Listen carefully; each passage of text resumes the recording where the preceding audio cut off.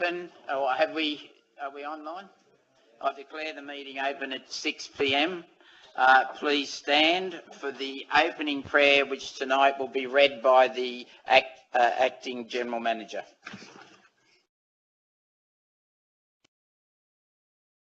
Thank you. Lord, give us your wisdom to work with grace, diligence and honesty to discharge the duties entrusted in this council and empower us to serve the Cumberland community for the common good. Thank you, Mr McNulty. Please remain standing. I would like to acknowledge the traditional owners of this land and pay my respects to the Darug people and to their elders, both past and present. Please remain standing for the national anthem.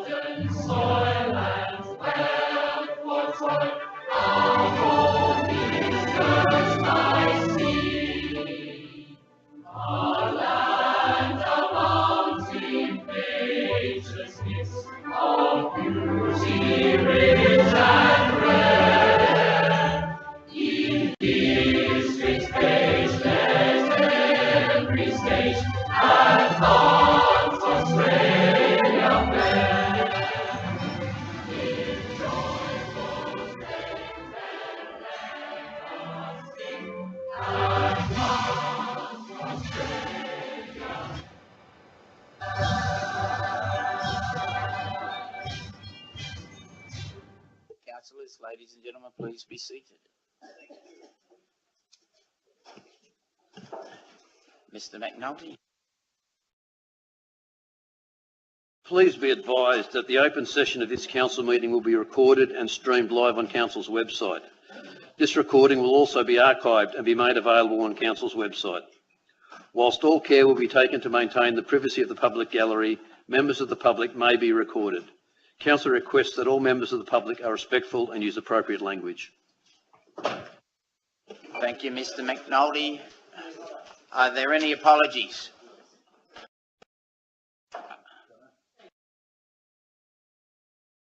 Councillor Elmore, any other apologies? Do I have a mover? Councillor Lake, seconded Councillor Wong. The apology be accepted. All those in favour? Against? Declare it carried. Declarations of interest, Councillor. Are there any declarations?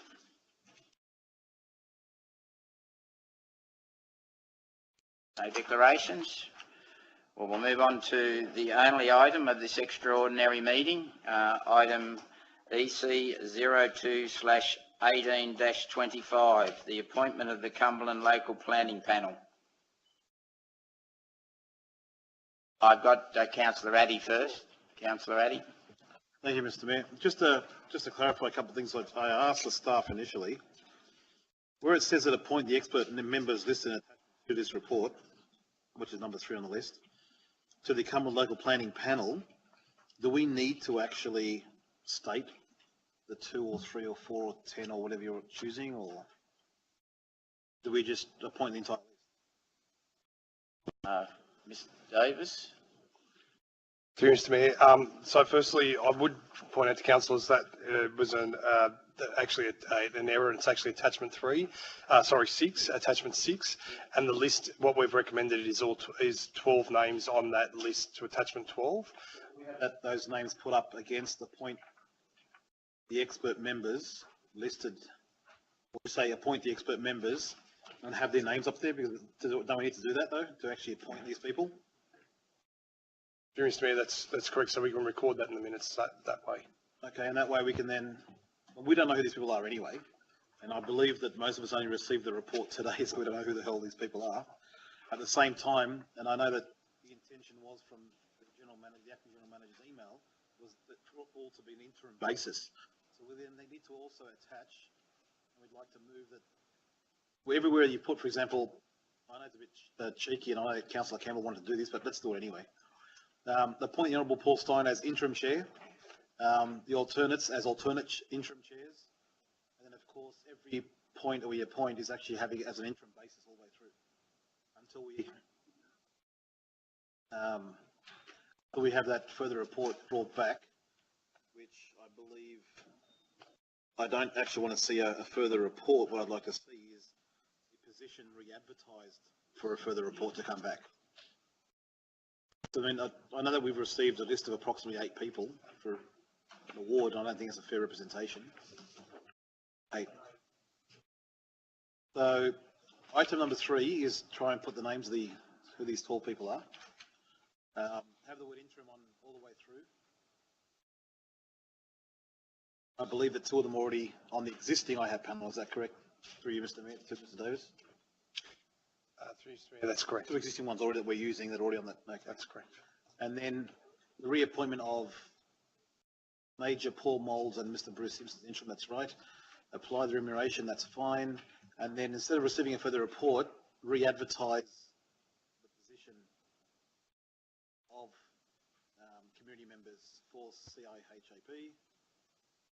And of course, naturally, it will be brought back to council as a further report. Change anything? That's what I'd like to move, Mr. Mayor. I think I've got Councillor Campbell. That's fine. Deadline for point 6 for a closing date for that.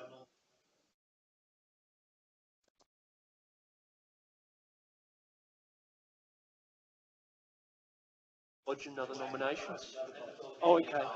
So advertising, then 28 days. 28 Days. Yep, sounds good. Yep. Okay. Any further discussion? Councillor Sarkis. I'd like to ask with the future report, the names on these reports are cut out. So you can only read the surname really, you can't read the first name. So if they can be printed in a way that we can actually read the name. And that's on every page, pretty much. Councillor Zeta. Council officer, what happens if we don't actually choose an IHAP? We don't choose anyone to be on the IHAP? McNulty. That might be a mishap. Then DAs which are required to go before the panel couldn't be determined. The minister have the power to appoint the IHAP members instead of us? Davis. Through you, Mr. Mayor, the minister does have the power should council not implement or constitute an IHAP. The minister does have the power to do so. Okay, thank you. Well, I have Councillor Zareka, then Councillor Christou, and then yourself. Councillor Zareka. Mr. Mayor, just a question to the directors, Mr. Davis.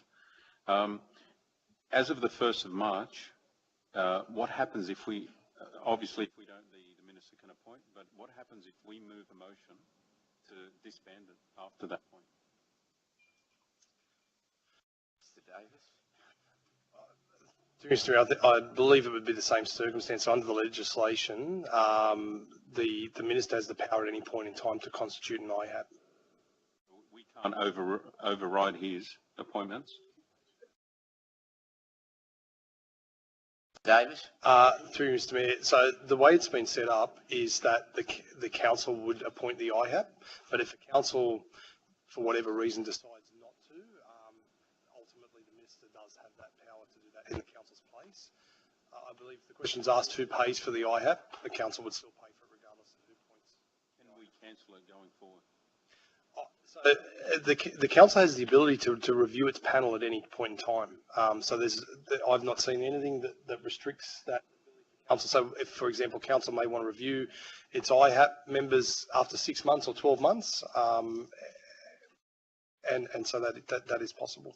And one final question, if we don't want to have an IHAP at all, altogether, and we decide on planning matters? Yeah, at the moment under the legislation, the way it's been set up, that's not an option. So anything, what it would mean is if council doesn't form an IHAP by March, development applications that meet that criteria, because they can't be dealt with by council, but they also then couldn't be dealt with by staff, would not be able to be determined. So those development applications, and I believe we've got between 5 and 10 applications that are due for March, and so probably the same then in August, they just wouldn't be able to be determined. Correct me if I'm wrong, Mr. Mayor. My understanding from reading the legislation is that the council has the power to disband after and not use the IHAP. I don't believe that's the case, Mr. McNulty. Councillor Rake, I don't believe that's the case. Councils in Metropolitan Sydney are required to have IHAP under the legislation.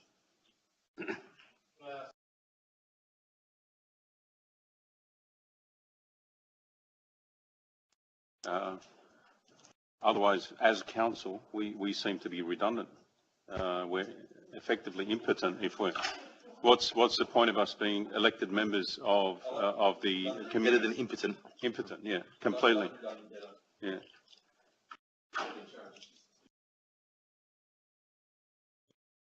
That's one thing. And we can't afford underpasses. You've finished. Yes. Thank you, Councillor Zarakis. Councillor Christou. Through you, Mr. Mayor. Look, if we're late a week or two in appointing this and we defer it, I'm going to be honest. I looked at this and I'm not happy. We're given it at late notice. It was chopped off as well. We couldn't read names. We need time to properly assess this now. What are the realistic outcomes if we write to the Minister and say we're going to be another week or two? I'm mindful. Personally, I don't mind upsetting the Minister. I've upset the ministers plenty of times in the past, but I'm more worried about creating a logjam of DAs not being processed. Well, respectfully, Mr. Mayor, I think things have to be done properly. Now, we're here for a reason. Now, I'm just putting across the point of view to my colleagues. We're just here to put something together hurriedly, which I've already made my views. I won't get too much into it because I made my views pointed in an email. But if we're just here to rubber stamp what's been put up at the last minute, we are redundant. We're elected to do a job, and we're elected to represent the people and do the job properly. Now, I think we should seriously consider, and I'd like to propose that we consider deferring it a week or two and having a good look at this and not just voting on something. I couldn't even read half the names. That was sent to me late in the afternoon and half of them were chopped off. I have Councillor Addy, then Councillor Campbell, then Councillor Zeta. So, if you just hit the, now I've got you after Councillor Zeta. Well, that's the technology. I'm mindful. Well, I'm got to read the list. When I'm getting multiples like this, Councillor Sarkis, it's the only way I can keep track. Yours has dropped back down, but we make sure that you're next. Charlie, what are you doing to me? So I understand, Councillor Christou, if you want to move an amendment. Mr. Mayor, I agree with what Councillor Christou is trying to portray. And the only issue is, what we're voting on today hasn't changed what we're doing anyway. It's actually the same people we're using before. Nothing's changed. So to circumvent the process, and we might be placed in a position whereby the Minister on the 1st of March will say, well, stuff you guys, you are redundant. I'm appointing who I want. And that's a big issue. Plus the fact, I don't know if anyone saw the article this morning that some of the councils have been sending around about 120 something days delayed in Cumberland Council. Now I can fix that, by the way. Just give them to me. I'll stamp them. It's not a problem. However, I wanted to ask a couple of questions to Mr. Davis. I know that Councillor Zarakis was trying to find or maybe circumvent a way in removing the IHAP. I believe legislation states we must have an IHAP, but does legislation state what the terms of reference of the IHAP are? Because I know that as of Friday they changed again. So now from apparently it's 4 stories or above has to go to an IHAP. Through you, Mr. Mayor, that's correct. So we changed the report as late as Friday when we received through the Minister's directions that set the criteria from which DAs have to be referred to the IHAP for determination, and planning proposals have to be referred for advice before going to council. They also have provided the operational procedures as well, and the remuneration direction as well. So a lot of those workings are essentially now established by. Are they legislation though? They're ministerial direction under the legislation. Okay. Now, having said that, what we need to do is actually write to the minister. I know we're doing it with what Parramatta's doing. We don't want the IHAP. The issue I face is this. If you go through the planning controls that we have under the LEP and the planning maps that we have, apart from houses and townhouses, we don't really have much in the 4, 5 or 6 story mark anywhere. Most of our town centres are all above 7 or 8 stories. So technically speaking, the staff themselves will be doing nothing but houses and townhouses and nothing else. It'll all go to IHAP for a decision. 4-story, technically a 4-story walk-up, or as they used to call them in the old days, could be a single house with 4 stories and only 10 units on there. What we should be doing also is writing to the minister saying, guys, go back to the old days where you've got a dollar value to it. Because it means that now everything is going to IHAP, with the exception of houses, duplexes and townhouses. Removing the dollar value from it means that you maybe end up with, which is unlikely, but it may happen, 6, 7 houses with 50 townhouses on there, to a value of, for argument's sake, $20 million that the council's doing. That doesn't meet the criteria for GRPP, which is 30 million and above. Yet you receive a block of units that only has 10 units on there, which is only worth, say, $4 million, and IHAP's doing it. It doesn't make sense. So what I'd also like to do, if the council's okay, is actually, I don't know if we can add to this or not, but to also have another point that says we need to write to the minister and say the terms of reference with respect to the IHAP is incorrect. It does not make sense with respect to the way they're looking at it. And we need to put the parameters in place after our workshop. Maybe we should do this actually after the workshop to actually write to them and say what we want, because it doesn't make sense. You can't expect council to look at a $20 million or $25 million townhouse development, but can't look at a $3 million 2-unit development. It's ridiculous. And that's the issue. Sorry? No, council as in council staff. Yeah.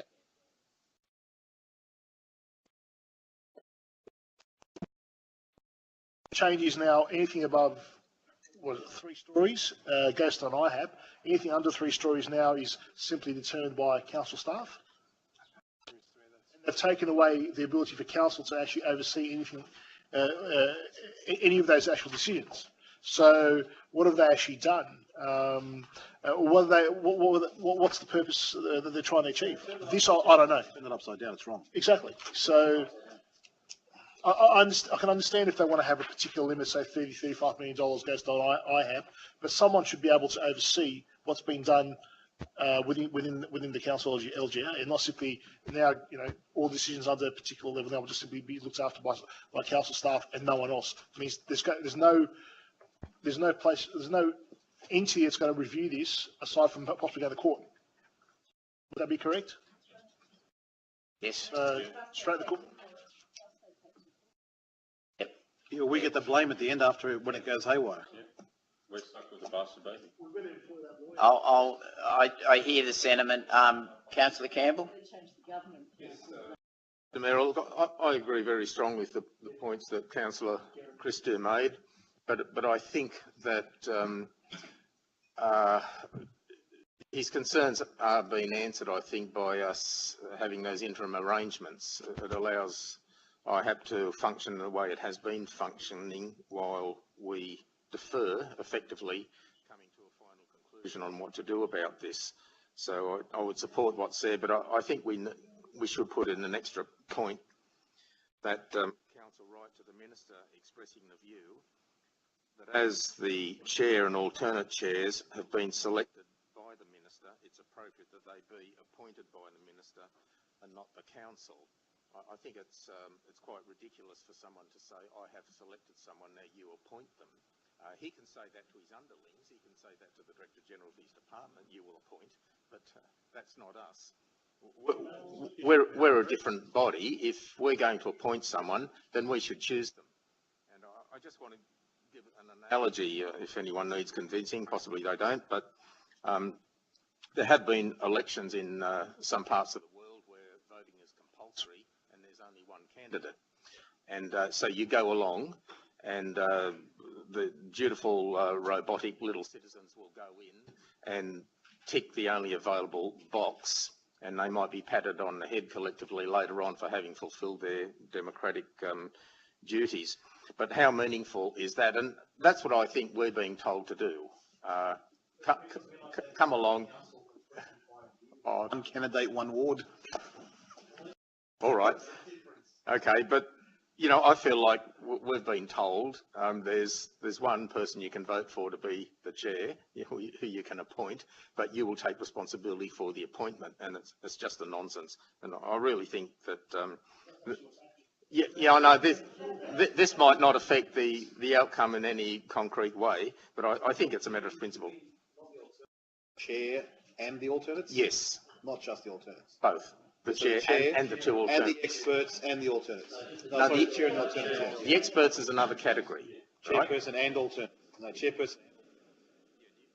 To read that out slowly. Alternate chair members. The council right to the minister expressing the view, I think we don't need an S on the end of view, that as the chairperson and alternate chairpersons have been selected by the minister should appoint them. That's fine, thank you. That's all. Well, they can do that. Legislation. They know how to amend their legislation.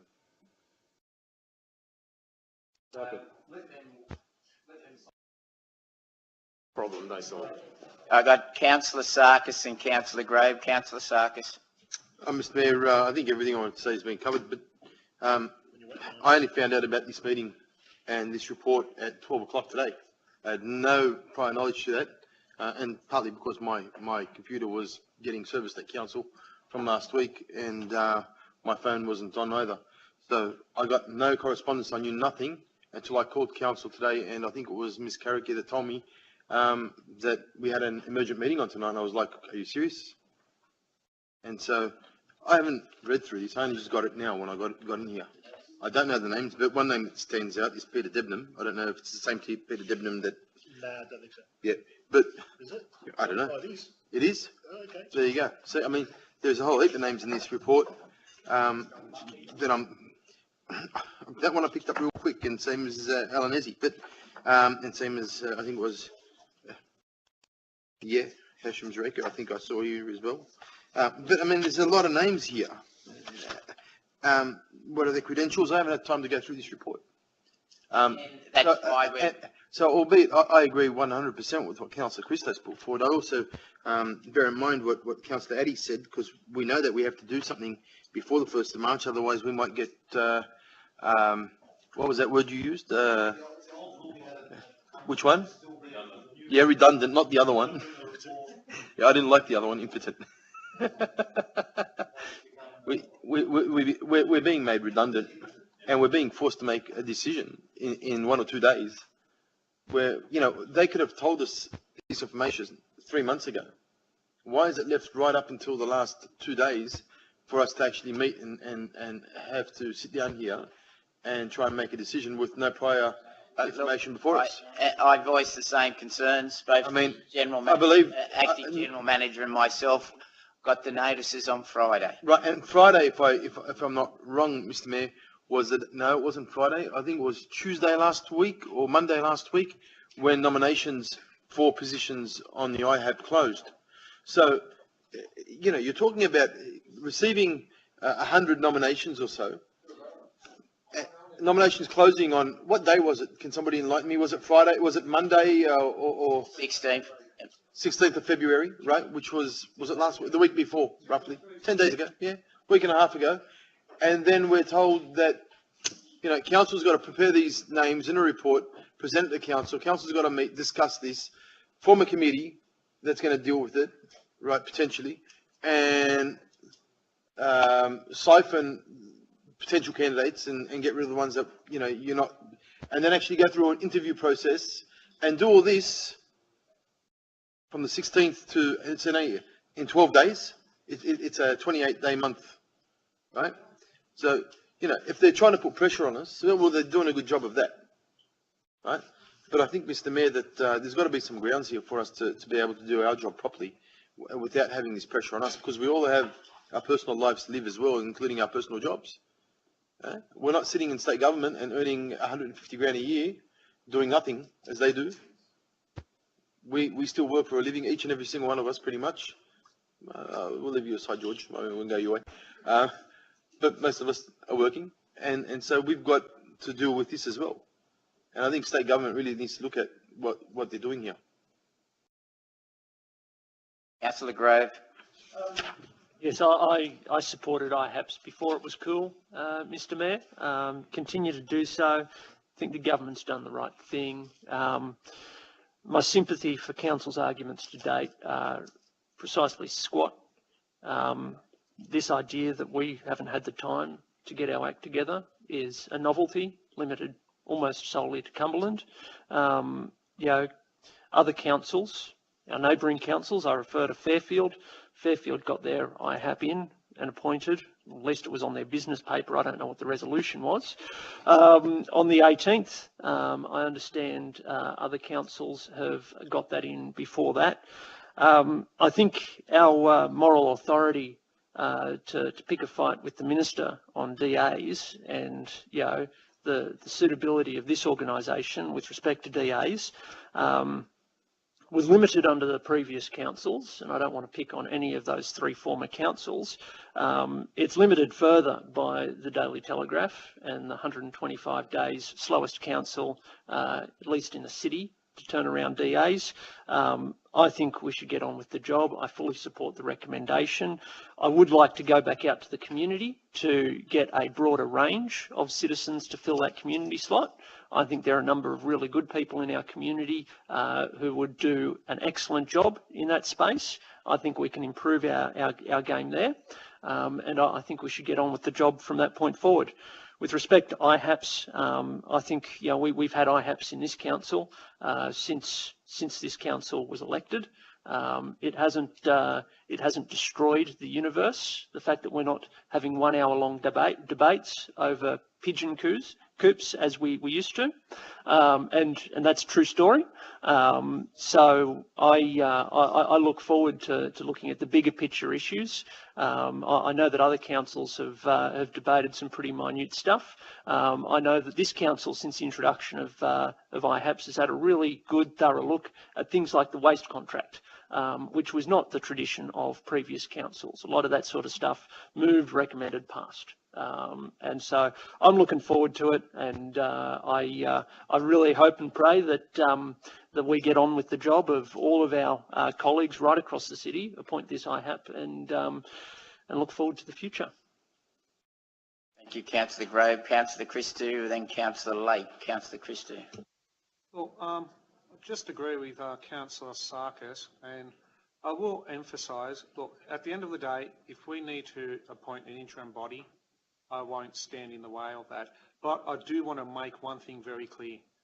Somewhere down the line, there's been a stuff up here. Someone has stuffed up. Now, I'm not going to drop names tonight, but I had a conversation with a staff member who I hold in high regard, and that person was honest with me, and they said they recommended it should have been on last week's business paper. And then I've got a different story. The issue is, as Councillor Grove pointed out as well, the other councils can get it in. Somebody has stuffed up. Now, just come forward, you know, and say that. Don't drag us here at a last-minute meeting. But someone has to be held accountable so it doesn't happen again. That's it. I won't stand in the way of it, but I think we need to emphasise this cannot happen again, and we're not just going to sugarcoat it and say we're being under pressure from the minister, because we're not. Okay, I believe it's truly stuff up. Councillor Lake. Mr. Mayor, I've actually just got a couple of questions, if I can. Firstly, if we're going to do this as an interim appointment, can we manage instruments of appointment that reflect that without having a closed period date? That concerns me a little bit, although I agree with Councillor Addy's proposal. I'm just wondering how we implement that. That's something to think about. I believe that we can. I don't believe there's anything that prevents us from doing as such. I don't know whether the minister's office will be too pleased, but I don't believe there's anything legislative. I'm not worried about his prevents that. office, just that we do it lawfully, that's all, yeah. And the other thing I just wondered was whether there'd been any discussion between the department or that you'd been following in policy as to why there's, and Councillor Addy raised the issue, why there's two classes of councils, why one class that we're included in, only development above 4 stories is included to the IHAP, and why there's another big group of councils where all residential apartment development is referred to the IHAP. Do we know the thinking behind creating two classes like that? Because that worries me too. I believe that may have been a response to some of the concerns raised at the end of last year by councils, and probably particularly by some of the large councils who have a large volume of development applications, and in particular a large number of high-rise development applications in high-density zones, that it would slow down the planning system, the criteria that they had. And so, because the initial version of documentation, or the initial indication, it was in a media release from the minister back in August last year, didn't differentiate that. And then in draft information that came out, I believe in around October, November, that's when they indicated that there would be this split of the councils. There's actually 3 cities. Sydney sits on its own, Yes. Schedule 3, and Yeah. Large councils, either with over 200,000 or over 1,800 DAs a year, are Schedule 2, and the remainder is Schedule 1. There isn't now... It's size that's created the split. Yep, size Purely and volume that. of work. I wouldn't mind seeing the discussion if you've got the rationale, not now, but if you've got the rationale somewhere, I wouldn't mind having a look at the policy behind that. It seems to me that we should all be being treated consistently in this process. And of course, you know, regardless of the process, which is messy and done on the run, I think the real issue here is all the policy behind using IHAP and not coming to an elected body, having an appointed body rather than an elected body make decisions in relation to the future of development in the local area. That is something we do need to give further consideration to, and I think we'll probably be carrying this debate forward in the next 6 months over the way this local planning panel progresses. And I'm sure issues like we saw last week with planning proposal recommendations coming back to us without real advice, they're the sort of things that we need to be focused on. Thank you. Further discussion? Right of reply, Councillor Addy? No, just close it off. I'll put it as written. All those in favour? I suppose we better have a division? It's not a planning matter. Or be unanimous? Unanimous? Thank you, Council. Except for Councillor Elmore. I'll declare the meeting closed 6:33. Thank you.